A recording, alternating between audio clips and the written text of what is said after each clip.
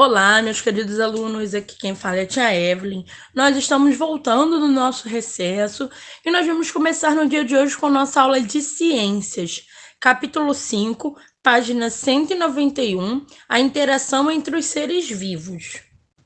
Nós já vimos nos outros capítulos que na natureza um ser vivo depende do outro para sobreviver.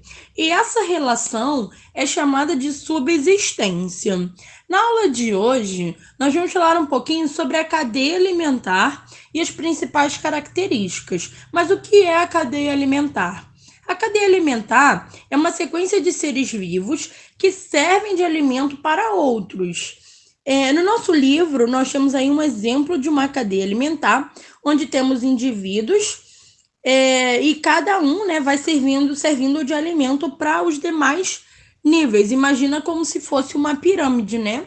Onde nós temos do nível mais inferior até o topo. Aí nós temos a grama, o gafanhoto, o sapo, a cobra, a águia e os fungos e as bactérias.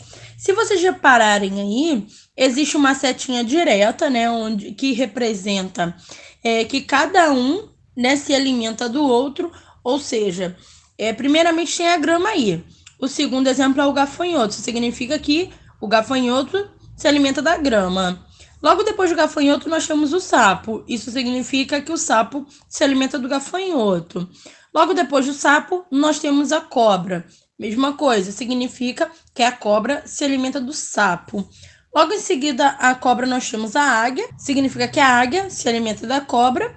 E logo depois da águia nós temos os fungos e as bactérias, que significa que a águia, no final, é consumida pelos fungos e bactérias. Mas nós também temos uma outra setinha que liga todos esses indivíduos aos fungos e às bactérias. E isso é porque, no final, todos os seres, quando morrem, entram em decomposição e quem os consome são os fungos e as bactérias. E agora nós vamos falar um pouquinho sobre os níveis tróficos, que são os níveis em que cada ser vivo se encaixa nessa cadeia alimentar. Nós temos os produtores, que são organismos que produzem o seu próprio alimento, e a cadeia alimentar não poderia existir sem os produtores, porque eles são os que iniciam a cadeia alimentar. Nesse nosso exemplo, o produtor é a grama. Os produtores são as algas e todos os tipos de planta, inclusive as árvores.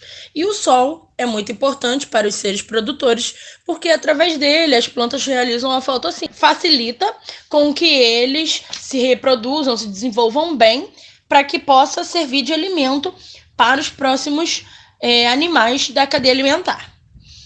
O próximo nível é o nível dos consumidores, que é um nível formado pelos seres vivos que não possuem a capacidade de produzir o próprio alimento.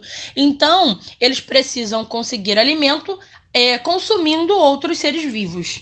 E como exemplo desses animais, a sua grande maioria são consumidores, tá? Mamíferos, aves, répteis e outros. A maioria, todos os animais, são consumidores.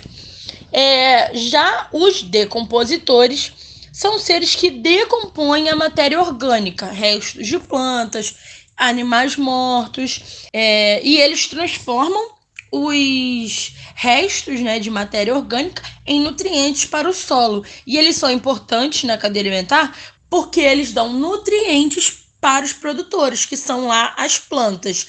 E esses animais decompositores são os fungos e as bactérias. Se vocês repararem bem, no nosso exemplo, nós temos aí grama, gafanhoto, sapo, cobra, águia, fungos e bactérias.